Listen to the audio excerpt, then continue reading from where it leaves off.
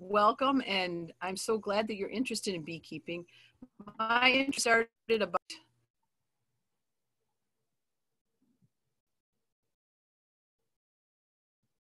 a house, and I was told that because our apple trees had so few apples on them, you need to do something. So my husband was out there hand pollinating them, and we went from like 3 to 4 apples on a tree to about 8 to 10. And then someone mentioned about bees, and I thought, oh my gosh, you're crazy. What am I going to do? Well, I shadowed a beekeeper for a spring and realized, heck, I could do this. And we went from so few apples to using hockey sticks and brooms to keep the branches up because they were so heavy. So they're such great pollinators. So on many levels, you'll see that if you were to keep them in your backyard, if you have tomato plants, that kind of thing, they're such great pollinators. Plus, it's just really cool, and you get honey. So, but I thought what I would do, if it's okay with you all, I would do kind of beekeeping through the year. And if it looks like I'm gazing off in the distance, I have a really cool poster that's beekeeping throughout the year and kind of saying what happens in each month. And I think I feel comfortable if you have questions as we, what I'll do is maybe I'll cover 2 months and ask if there's questions, and then feel free to ask. How's that? So right now, June into July, what I'm doing as a beekeeper. So there's beekeeping, and then there's actually what the bees are doing. So right now I'll say what I'm doing as a beekeeper, and I have put hive boxes out. I've tended to them. I've made sure there is enough room in each box. You know what? I think my best approach is so when I say what a box is, you probably want to know what I'm talking about. So why don't I show you the actual that kind of thing first. So I'm going to turn you over here to, I'm going to move this a little closer. This is what a hive box looks like right here. If you can see that. So you've probably seen these out in a field, and there's usually a stack of them. And right now, these are called deeps. This lower one is a deep. And then what we do is we put these out, and then in the spring, about March, April, May, you get a box of bees. And it's also called a swarm. So that's how you would start out. If you're the beginning beekeeper, this is what you're interested in to begin with first, is getting a hive box. And this particular one is a deep. What we're doing right now is making sure that there is enough brood babies. And when you first get a hive box, it looks like, this is what a frame looks like in there. This one happens to be black. It doesn't matter whether it's black or white or yellow. What it is it's a frame. And if you see really close, you can see that there is kind of the cells are already scored on there. And what that is a template for the bees to make cells. If you've had comb honey before, it's drawn out and capped, and that's what the bees will do on each one of these. This is called a Langstroth hive box, and so there's 10 of these in here. It looks like this was recently painted, so it's kind of sticky, but it looks like like a file cabinet. And once the bees start, this is what it will look like when they start to draw the honey out. So you can see how the comb is drawn out. This is enlarged, obviously. And then also, here's when it's full of bees. There's kind of a close-up. And these are all worker bees. And I know, Sabrina, you were asking about bees earlier. This would be a drone. And there's one other kind of bee in there. Have any idea what that is? You could mouth it. A queen, you got it. And that's the queen right in the middle. So, and a hive box like this right about now is there's probably about 6,000-7,000 in there right now. And then what I look for is when the comb is all drawn out, when it looks like it's 7 of these frames are filled, I add another box. So you see these stacked out in backs of fields. So right now there are, I have done that. And tomorrow I'm actually going to begin adding more space. Now, what these 2 boxes are for, these stay and hopefully they overwinter and they do well. It's been tough for the bees, and it's been tough on the beekeepers as far as keeping them alive through the winter. And the reason being is it's the weather. When it warms up to 40, here's kind of a fun fact. A flying insect, it has to be at least 40 degrees for them to get lift, for whatever reason, their body mass. This is, I understand from physics folks say that. So we get many days now in January, February, where it hits 40. Well, they get out foraging and they freeze. So what happens is the hives die off, and we have to replace them every year. So my husband kind of jokes, we go from small business to expensive hobby just about overnight. So what I will be doing with the 2 stacks, if you can imagine, there's a second one on top of here to create, and that's all their honey. So then what happens is we add, it's called supers, and the super, what that means is we're superimposing more space. Before I put that super on, I put on what looks like a vent cover. And what it is it's called a queen excluder. And the queen is just that much larger than the worker bees. So it can't fit through. She can't get up to there and lay eggs in there. So the worker bees will keep making honey and keep making wax and keep making more room, whether there's an egg in there or not.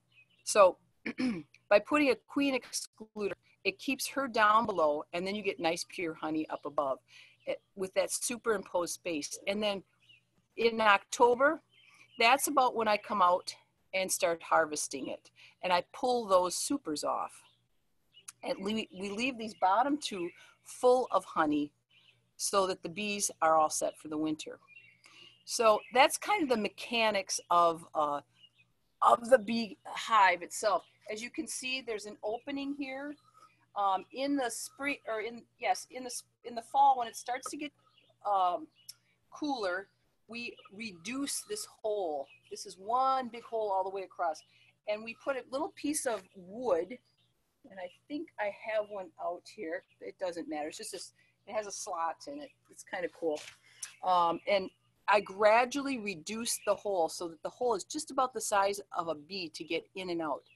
Because through the winter months, they still, they're fastidious bees are, they will not use it as a bathroom at all. So on those warmer days, they'll fly out in front.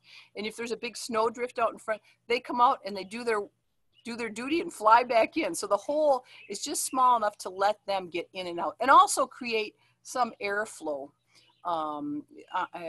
Otherwise, another piece that they do is when they're in there, you get those sunny days and the sun beating down on them. Just the quivering that they do, and I'll explain that when I get to that month on the calendar, that it produces enough heat and it generates moisture. And then that's a bad thing too. So you got to have some airflow. So we have a little hole there and a little hole up above. So we have a question, Sue. If the bees don't have enough room, will they migrate someplace else, or will the population just adjust to the housing size? Yes, that's a very good question. That's why this time of year is very important from the beekeeping standpoint, because if a swarm is going to happen, they usually happen between now and right around, use holidays, around the 4th of July. If you haven't created enough room, they will make room elsewhere. If the queen, for whatever reason, whether she's not laying well enough or she's died off or whatever it might be, and signs of that is that we call it bearding. There'll be bees all over the front. They also do that on really hot days too. They beard on the front, and they send out scout bees to find a spot that might be better. And as an urban beekeeper, if you live in town, it's really bad manners if you let that happen, because they'll probably go to your neighbor's eaves trough, and the neighbor that probably does not like bees at all or is allergic. It's just, so that's this time of year you have to be really in tune with them to make sure that you're being a good citizen to them and your neighbors. So, and then the other thing that I pulled off of here, this little piece here, you see, we call this the inner cover.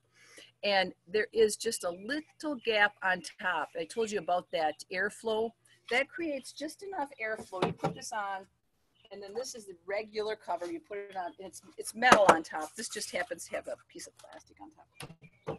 Put that on there, and you're good to go. So when I hived up bees, when I got a new swarm, that's all that was out there. Then I waited about a month. I kind of checked once or twice. And if you, to hive up, that's a whole nother, that could be a whole nother hour on how to put the bees in there. So, but they do, you dump them in there, you let them go for about a week or two, and then by then you'll see that the queen is alive. You'll see live bees, and you'll see that there is evidence of egg. So that's a good sign. Let them go. And then about 2 weeks ago, right, well, maybe a little longer than that, about Mother's Day, check them again, and you're about due for another box. And right about now, the weather has been ideal. We've had good rain. One way to know when it's good for bees, when you have multiple flowers blooming at the same time. If you notice this spring, the daffodils and the tulips were blooming together. You know, there was no frost to kill off the daffodils. When things are blooming together like that, that is a great year for bees. There's tons of pollen out there. As a beekeeper, you got to be on it and make sure that you are providing enough room, because they are working their little buzzers, their little stingers off. So, questions on that? Okay. So I'm going to get back to this little spot so I can see my calendar. My calendar looks like that. It's just a big poster. And Sabrina, if you get to the point, and anybody else, I'll offer it up. When you get to the point when you have to do a science project or something, beekeeping is really fun to do as your grade school, your middle school science project, because there's so many fun tools out there that you could use to talk with nature and such. So right now, June, it's considered swarming time. So we're making sure there's enough room. I'll be going out tomorrow through the weekend, probably the first part of next week, depending on the weather, and putting these supers on.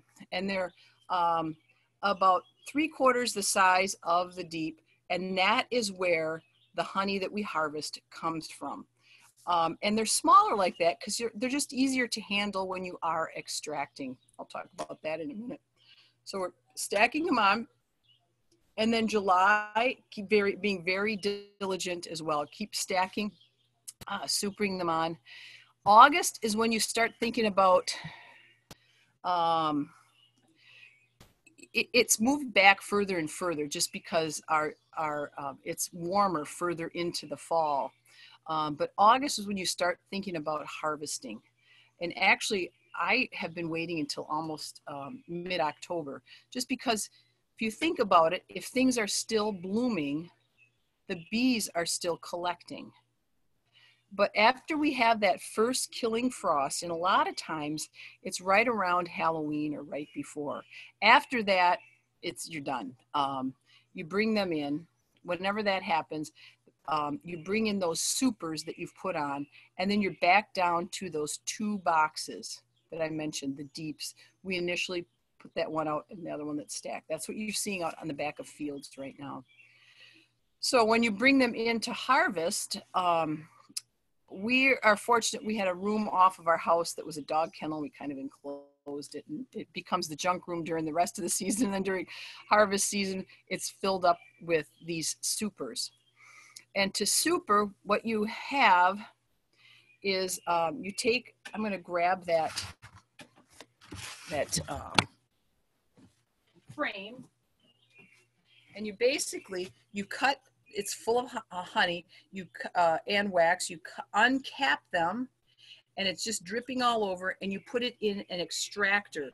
And the extractor is a huge centrifuge, which holds, I wouldn't say too huge, I just have a hobbyist version of it, and it holds 6 of these, so it looks like a spoke in a wheel when you look down, and it spins it around.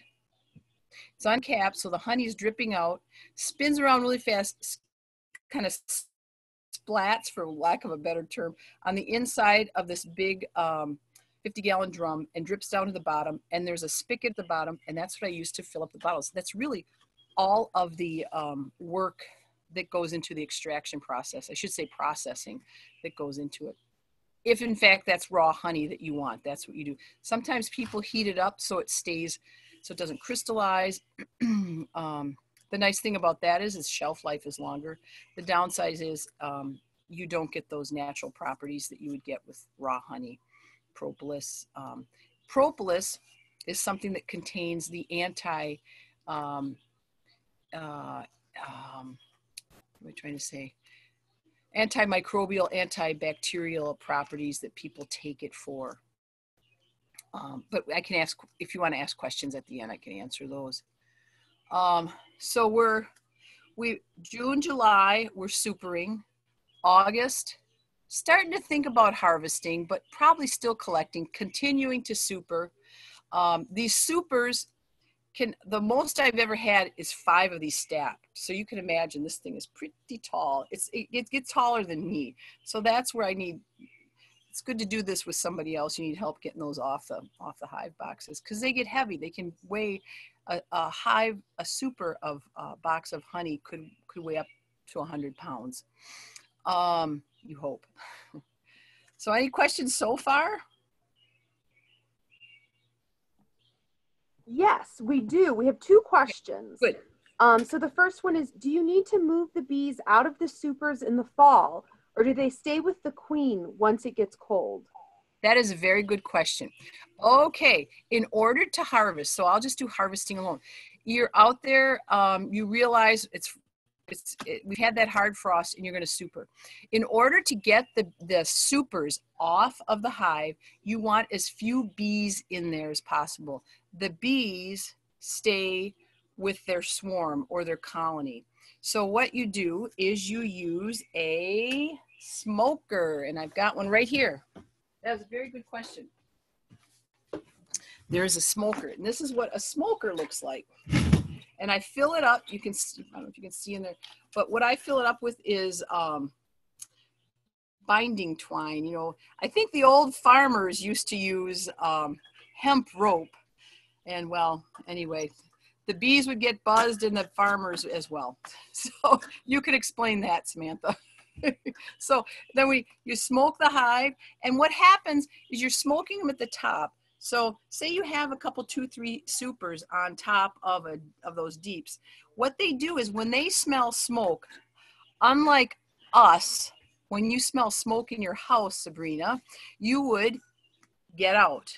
You get out as soon as possible. What the bees do is they go down, and there's some thought that when they go down deeper into the hive, they're actually protecting their young, which is lower, and also tanking up on honey so that they're able to make that flight to a new spot should they be in peril. And by tanking up on the honey, what it does is it makes them a lot more docile. They're, you know, kind of just right after having that Thanksgiving dinner, they're not able to sting as readily. So as from the beekeeper, smoking them, it makes them more docile. They go down deeper into that hive. So those supers that are on top, there's fewer bees in them. You can look at them. You can examine and when I check the hive boxes in the spring, I should have said I always smoke too. So that they get down and you can examine the frames better with fewer bees. Another trick that I've learned is I have one of those awesome backpack leaf blowers, and that blows, without damaging it, it blows the bees off. So you want to keep as much in the hive as possible. And plus, when you take them in to work with them in the beekeeping room, that I just call it or whatever, shed, or in your kitchen for that matter, if you're going to have a couple of, it's a lot easier if you don't have bees flying around your head. And, you know, you get them if you don't have a pickup truck, if you got them in the back of the car, it's just fewer bees. So that was a very good question. You want the bees to stay with the hive. So another question here. What if you don't harvest the honey and just leave it? Will the bees do anything with it, or does it go to waste? That is a good question as well. The bees will eat it. Yes, the bees will. They will. I've never left honey out there intentionally. Sometimes in years, it's been very unfortunate. I I've had them alongside of a crop field where they may have sprayed and then not realized that all the bees had died, and it looked like they were coming and going, but actually what happened is the deeps, all the bees had died inside. And how you know that happened, as opposed to them, like, say, starving and running out of honey, is all the honey's still in there, and the bees are in there. They look perfectly healthy, but they perish from whatever other. That's usually a pesticide type thing. Yeah. So it's that good. brings us to another question. Yeah. If the bees don't die of a pesticide or over the winter, what is the lifespan of a bee? That's a very good question too. A queen usually can live up to about 3 years. The regular worker honeybee is really about 28 days, 28 to 30 days. Unless they go dormant in the winter, they kind of, they just, all they're doing is quivering enough to keep that queen alive. And when I get to December, I'll talk about that. But what they do is it's kind of a cool thing. That when they first emerge, they begin, they're fed by another worker bee. And then that next day or 2 or 3, they start cleaning out the cell on their own. So the first thing they do is they clean their room. Then they start making wax. They have wax glands on their bottom. That when you see them flying outside, that is near the end of their life. That's when they start gathering. So there's a set role, and this has evolved for thousands, if not a million years, that they've done these tasks. So I have a chart with that too, and you can even look that up. A bee's life. What do they do each day? It's fascinating. It's just amazing. It truly is. So another question here: how often are you checking your beehives during the summer? During the summer, when you're a first-time beekeeper, you check them all the time. It seems like. And that would be like every 2-3 days sometimes at those first couple weeks. But I found that if you leave them there longer, you think about it, you're taking the roof of their home off. It's pushing back what they can, getting their job done. So now when I first hive up some bees, I look after about 3 or 4 days just to make sure the queen, just to make sure that there's eggs being laid. And then I wait about a week and then just make sure it still looks healthy. And that's kind of the window too. If you notice that there are no new brood or evidence of eggs, that's about the window. 2 weeks is when you do get an order that they allow you to get a new queen for free. You just consider the queen had failed, and then you get another queen. And what's kind of cool is the swarm or the colony still stays there. They still stay there, unless they find another place, or they could even manufacture a new queen as well.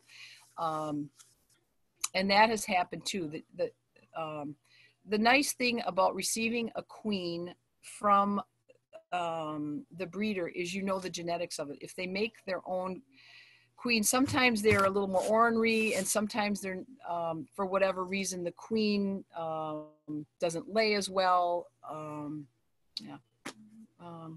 think I'm going off on a tangent here, but all right, one last question right now. Sure. How long does honey stay good if it's raw? That's a very good question. Honey, raw or processed, honey will last indefinitely. They've found honey in hives in France, like from 3,000 years ago. There's pictures of beekeepers doing beekeeping with sticks, and you can tell from the drawings that that's what they were doing. And they have extracted the honey from cells that they found there. What's really cool about that is now with modern technology, they can get the DNA out of the pollen that is in this honey and extrapolate what grew back then. So honey it's an amazing thing, and it does last forever.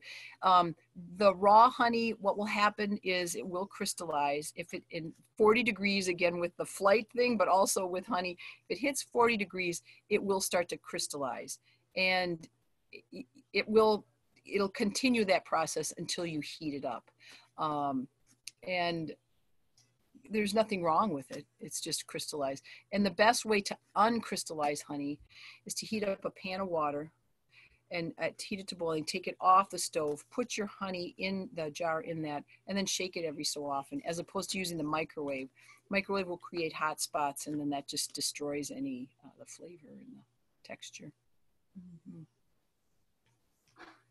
So September, October, we're supering. I'm going out there. I've got my smoker. Oh, I forgot to even show you here. I've got, and then of course you'll need a bee suit. Here's the bee suit, and I've got gloves, and it's white. There's the thought that it's a calming effect on the bees. I have a nice little hood here.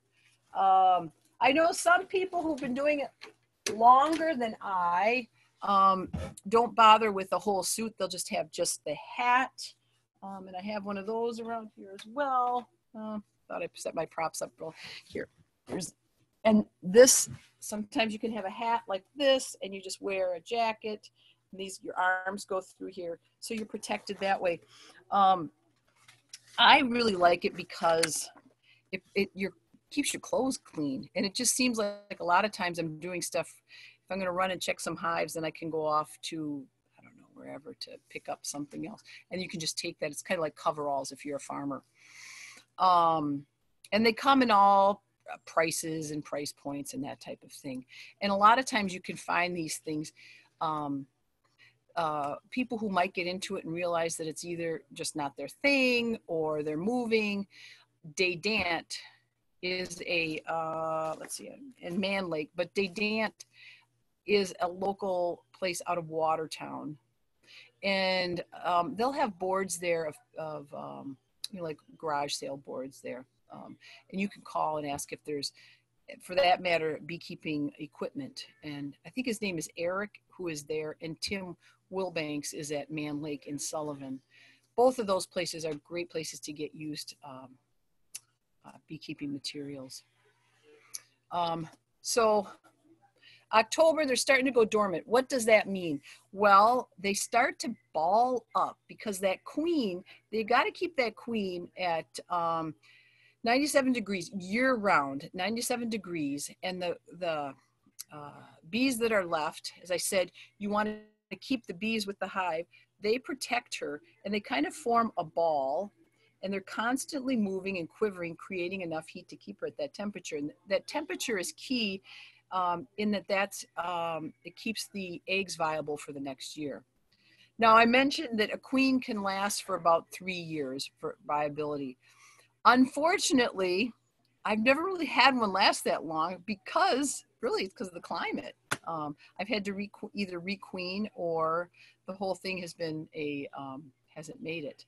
But most queens, in my early years, they would last, and after about 3 years, they start to peter out. And what happens is you notice them swarming more, and you just have to introduce a new queen. What happens if the colony produces 2 queens, they will battle it out and one will win. Now, is that what I've been taught is to eliminate those queens and just introduce a new one. I don't know, maybe that's because they're trying to sell queens. I don't know, but that's what I've always done. And then, because you know the genetics of the queen too. Yeah, so now November, December, you're just making sure there's enough honey in those supers. One thing that I do, if we get an early frost, and there's different methods for this. There's equipment for, like any hobby, there's so many types of equipment. Okay, okay. I'll answer your question, Mike. I see. How easy to pick out the queen in the hive? It's pretty easy. It's starkly, and I have a tool. Let me see if I have that right here. That kind of shows the different sizes of them side by side. I do not have that here. But the queen is almost twice as large as a worker bee. And the other piece is the worker, the queen's eyes are huge because they never come out of the hive. So they're huge. They've evolved to be large just because they're total darkness all the time. Whereas the the worker bees have smaller eyes and they have smaller body. They just look more stealth. And the third kind is the drone. I don't think I mentioned that. Drone are the male bees. It's kind of a drag. After they've mated, the drone don't produce honey. And they kind of are like, I don't know, they're kind of lazy. And what happens in the fall is they par down their hive so that the drone, it's really sad in October, you see all these drone carcasses in the front of the hive box because they just push them out. They figured this out, that they're just eating more. So let's see, you asked about picking out the queen. And I searched for that tool, and I know at about 8 o'clock tonight I'm going to find it, but if you go online, you'll see the different sizes. Mm-hmm. And she's large enough that she can't fit through that queen exclusive that I told you about. So that keeps her down below. So December, January, things get quiet. That's the time of year, just like if you were a gardener, you start looking through seed catalogs and that kind of thing. That's when you get all the bee kind of fun things, and everybody finds out you're a beekeeper, and you get all these cool beekeeping toys and marketing. So one thing that I'm fortunate, my husband is a good woodworker. If we have a hive box or, those supers, sometimes in transport, they might adjust, they get broken. You can always get replacement parts for things. I'll show you, like Man Lake. If you go to Man Lake, they will send you a catalog. And once you're on their list, you'll get catalogs all the time. Not too much, so, but like you can see there's some hive kits that you can get. And I understand now 2 places in the area. I did have a swarm and I needed to get a box sooner than ordering it. And I understand Farm and Fleet carries equipment now. And so does the Tractor Store. If you're in the Stoughton area, I'm sure there's some other places too, but it's basically all the same kind of materials. Like I said, some of the frames, they might have that black foundation. Sometimes it's yellow, sometimes it's white. I have no idea how they decide to make them. I've seen them. It doesn't make any difference to the bees. They don't seem to care one way or the other. January, February, and then right around St. Patty's Day, when things start warming up, it was kind of neat because, everything shut down with COVID and everything. It was kind of cool to realize the bees that's not even a thing. So there was some nice continuity there. The bees kept doing their thing. So out St. Patty's Day, they were starting to come back around. You see activity or you don't see activity. And that's when you have to start cleaning out the hives and getting them prepped for a new swarm.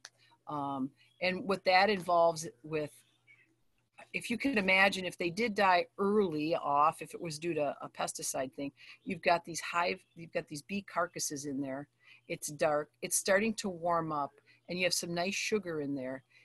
It gets really bad. So that's a spring thing. You clean these all off, and it's amazing. Even if you don't get them 100% clean, even if you get them 50% cleaned off, they do a great job of cleaning that out. But the more you can do for them, the more they'll be happier, and they'll create wax, and you'll have a nice crop. April, again, you're checking. That's if you're going to establish. That's right about. I usually wait till the end of April, beginning of May, because then things are starting to bloom around here, and it's a lot less work as a beekeeper. I meant to say, I do the same thing in the spring as in the fall.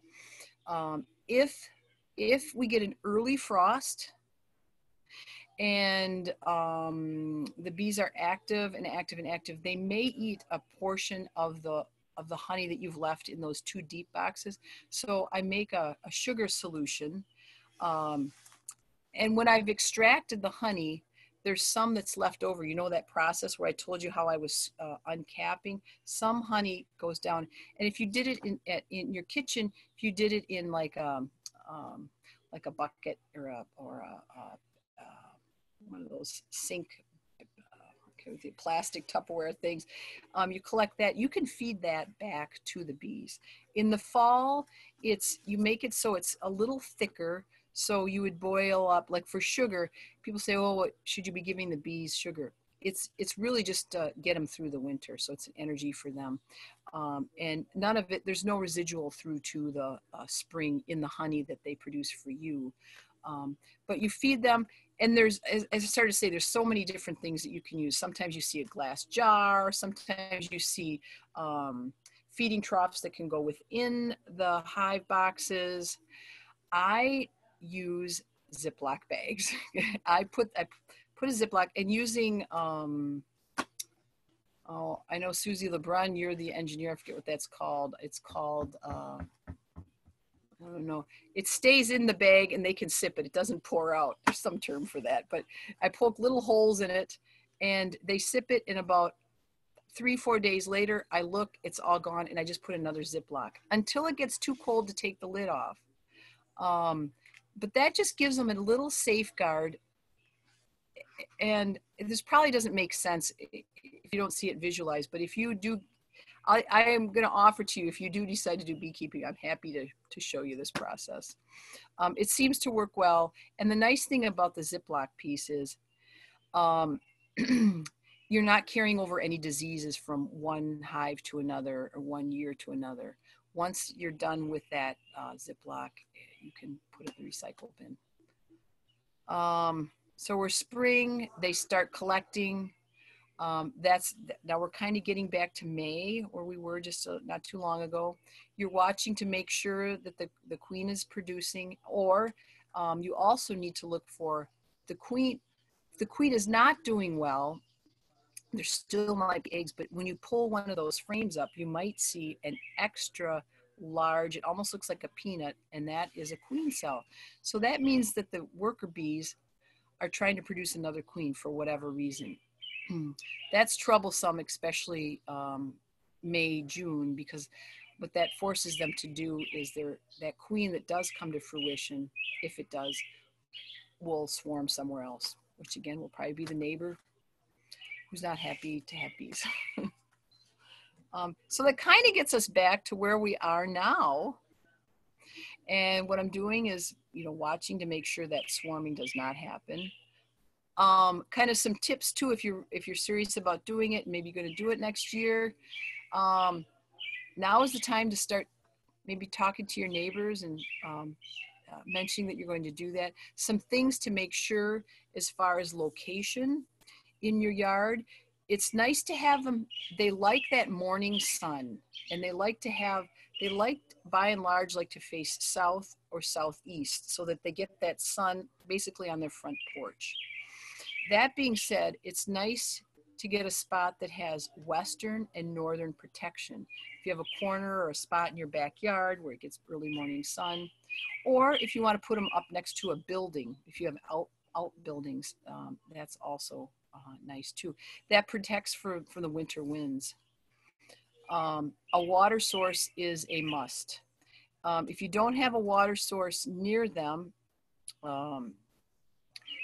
they love chlorinated pools, and they will find that neighbor with the pool who is not happy to have your bees in their pool. And one thing that I found that they really like is these solar heaters, because they can sit right on that little, it's kind of like that bubble stuff. They sit on there and they sip and then they fly away. And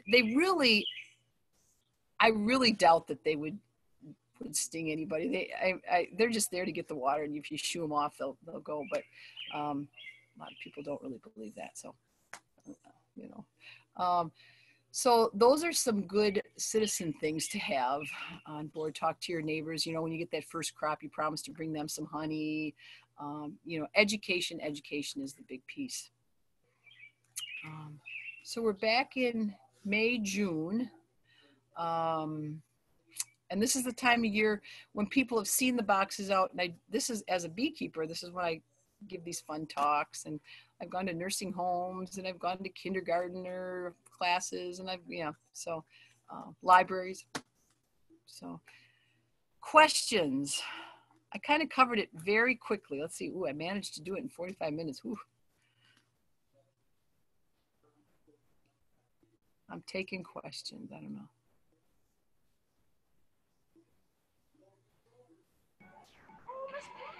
I hear someone. Yeah, I'll just talk and ask my question. Sure. So for protecting them over the winter, anything you can do, like I know you need to leave the little hole for them to get out and all that, but like any like a tent of some sort over top of the boxes, just a little extra protection. I know facing it south and everything, that's great. Protect from the wind. So maybe if you did have them more out in the open, trying to construct a wall of some sort to the north and west sounds like that would help. Yes. Anything to help them survive. I have a site now where there are some stakes. Those stakes are gonna come in handy. Maybe put a piece of plywood there for the winter. You know, maybe I don't know how you attach it for that, and then the summer just take it off. But as far as overwintering them, I used to cover them with what amounted to a wax covered. You can get these, they're kind of like a slip cover. They're made to go over hive boxes. And they were black to heat them up. Heating them up through the winter here is not a problem. The problem is really kind of keeping them cold. If we have a really solid cold winter, those boxes that are in the unprotected area, I have a couple that are out in fields, those seem to actually do better. You know, I don't know. I mean, you don't, what am I trying to say here? They have done well, but I still would put them in a protected area so that they aren't, the wind doesn't, the snow drifts don't pile over them. So it sounds like they have a chance for survival as long as the wind is the number one thing to worry about. Wind, yeah, wind, and it's such a balance. Nature's such a balance, but the worst, I think the problem right now that we're fighting is the warmer weather in the spring, and making sure that there is enough honey in there. If you do get it, if you look at if you look at the weather and you realize we're going to have a string of, and we've had a string of 50-degree days in, late January. If you get that midday sun, and what I get, as I mentioned, I slip a Ziploc in there. It's a quart Ziploc, the freezer kind that are really thick. And I puncture some little holes in there and they'll sip at that. Or if you want to be really quick, you can just sprinkle some granulated sugar in there on the top. That's nice because there's no moisture. Moisture is not your friend as well because it gets moldy in there. It can get moldy if there's not enough airflow. Yeah. Let's see, I think I saw something being typed in from somebody. I don't see it up here now. Mike. I can ask it. I was curious where, so I have access like to a farmland, but like the fields around it are being sprayed with pesticides. My question is, how close to a farm field can you be or should you be before those pesticides start actually impacting the hives? Yeah. Or are you not even close, or can you be a certain distance away? Is there any sort of rule of thumb? Yeah, if it's a windy day, it's going to drift. But one thing, once you know the people, I have them in several farm spots. And one thing that's kind of cool that you can do is if you get to know that person, say, hey, I've got these hives of bees, you know when you're going to spray. It's usually once or twice a season that they spray.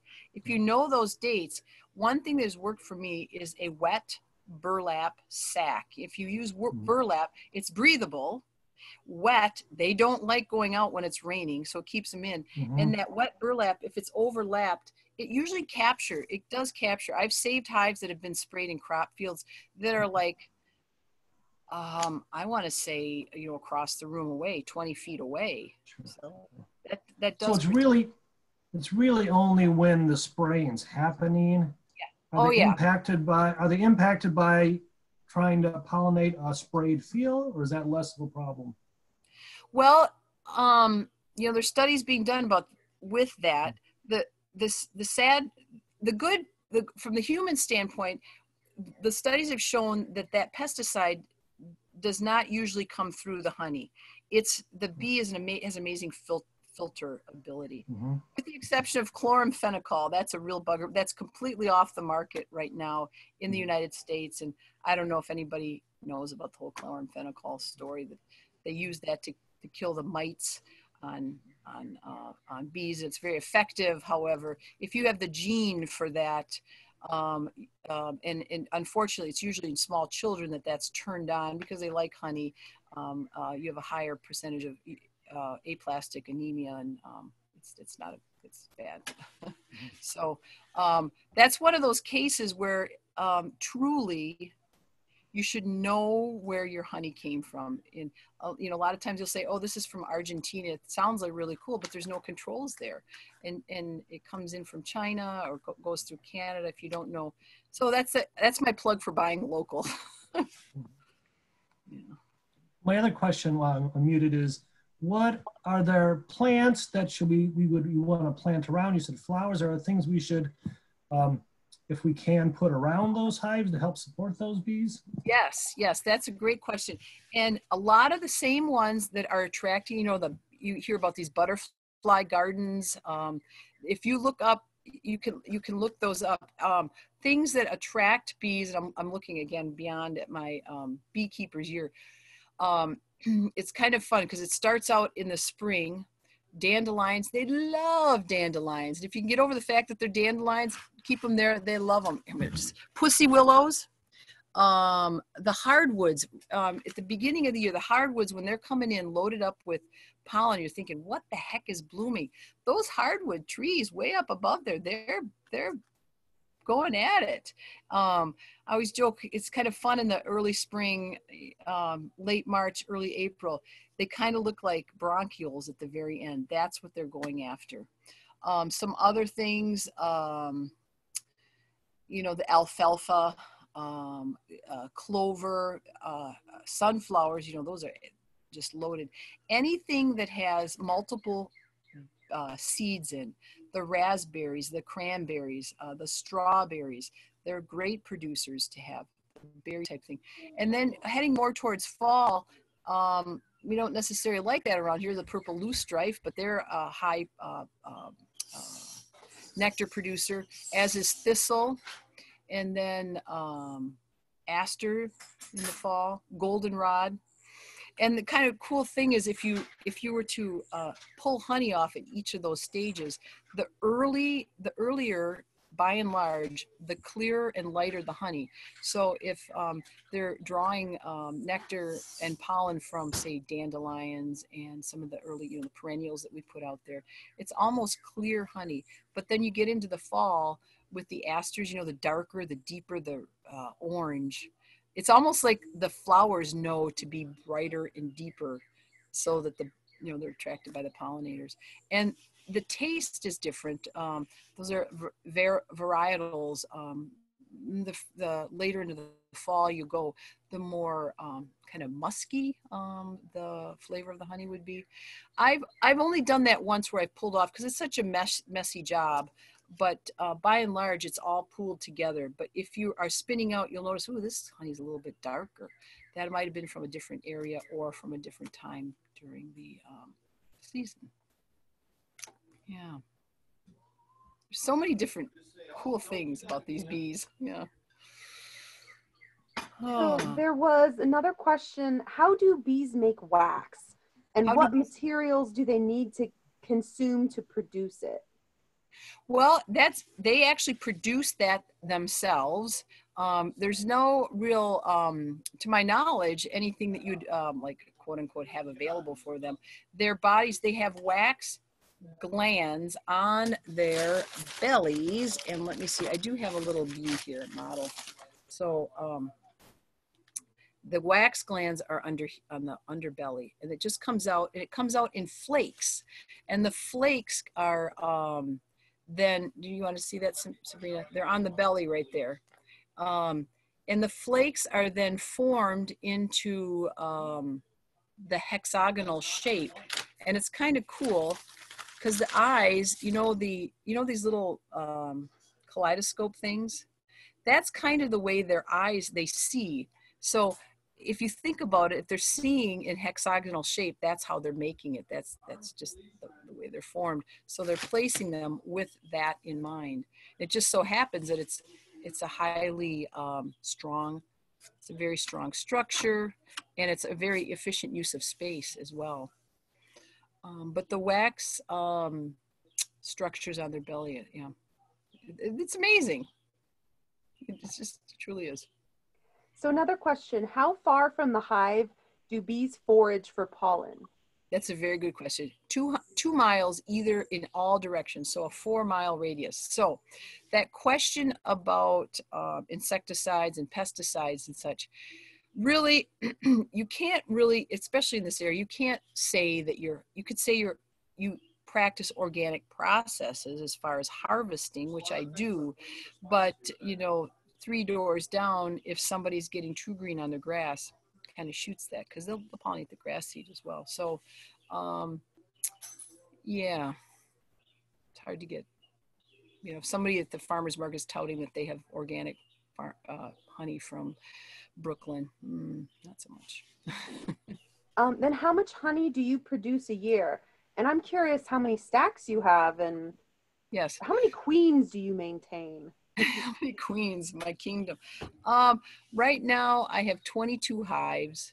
At one point I was up to 50. That was too much. It was just a lot of work. Actually my day job is I'm a nurse. So, a school nurse. So it kind of works out well. I can do work on this in the summer. But I get about 2 to 3 if I had a good year, pounds of honey out of hive. I've had a couple years where I've gotten about 2 to 3,000 pounds. So it's a ton of honey. Yeah, that's a good year. And you hope that they make it through the winter. But I think mostly I just enjoy doing it. It's just so cool, and this kind of thing. Passing along. It's the little Sabrinas that are going to keep this going. Yeah. We had a tough time there a few years ago with the hive colony collapse. And what happened then is not only did a lot of the bees die off, a lot of the farmers who were doing it, the beekeepers who were doing that, were professional. They went into something else because it just it was too much. And a lot of the beekeepers who became beekeepers, say 20, 30 years ago, they may have had cattle and that was not panning out. So they used that to kind of tide them over. And they actually have passed away. I mean,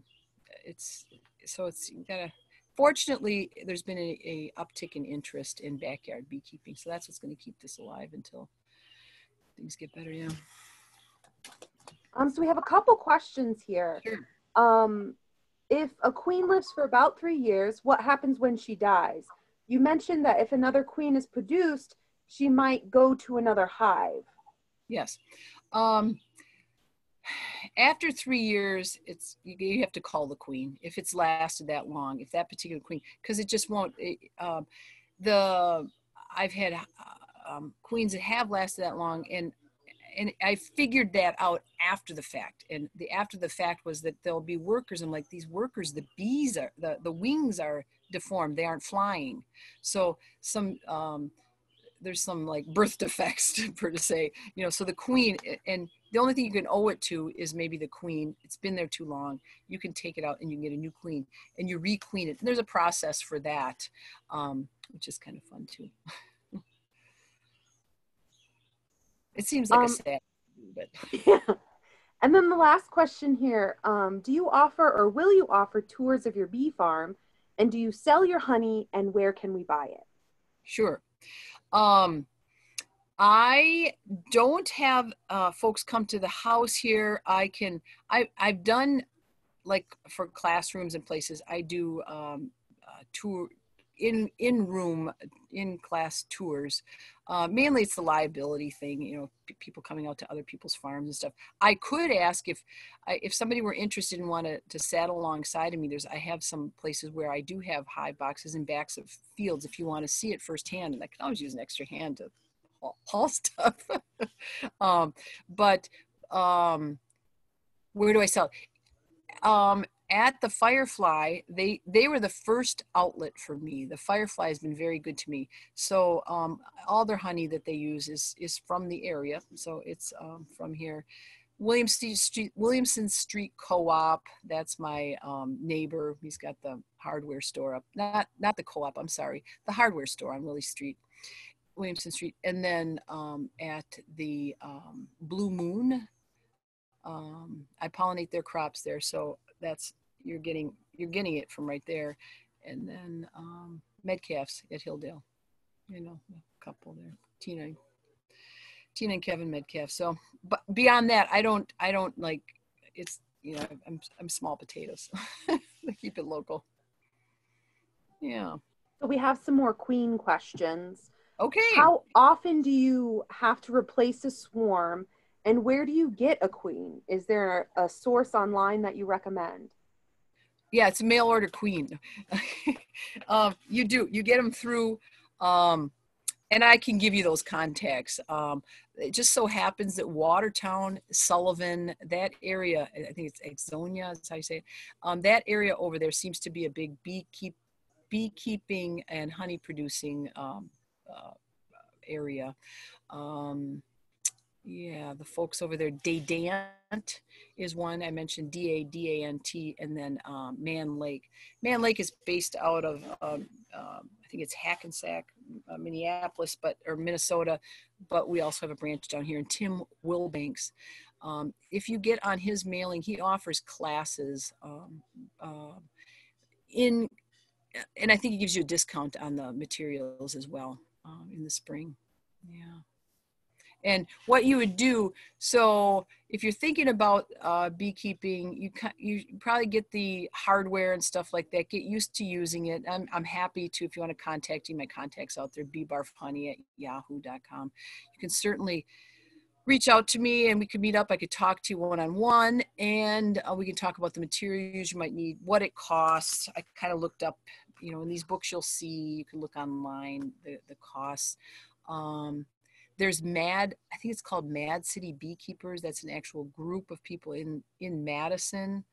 Let's see. There's one other thing. And getting the bees, you can get them through Tim. You would order those. I think he asked for orders like in November, December. So it's always a crapshoot. I try and figure out which hives might make it, which may not. And then you order them. And they come, you can ask them to come in March, April, May. Again, I'm kind of become a lazy beekeeper. I like them later the better, because then I don't have to feed them. And but if you're new at it, you want them in March because it's so exciting to have them and get them going and all that fun stuff. Okay, it definitely is a fun adventure, a family thing. Really up until his death, my dad lived with us, and he would come out, he'd ride in that truck, and he'd watch. It's really cool. And the kids, that they're now in their 20s, and they've helped right from when they were little. Yeah. Great. Thank you, Sue. We are at just about an hour. Okay. So I will get the follow-up information from Sue with the stuff she was talking about. Then I also have a list of books that the library owns about beginning beekeeping and that sort of thing. And then we also have a short survey about this webinar. So I will send those that information all together in an email to you tomorrow or the day after, depending on what's going on. But I want to thank you so much for coming. And Sue, thank you so much for this. Sure. It was so informative, so wonderful. Here, believe it or not, you can see how worn it is. It's there, and there's a new version of this. It just seems, I feel hokey showing this, but it's so nice because it has pictures. It's so nice. I've actually sat out those first few years. What am I supposed to, it's so handy. So know that beekeeping, and I think you have that on the shelf. Yeah, there. I think we have the newer one, and I think we also have a book about making your own hive. So if you're into woodworking, you could make your own thing if you want to. Anyhow, I'm going to stop the recording now. All right. I'm so glad you're interested in this, everyone.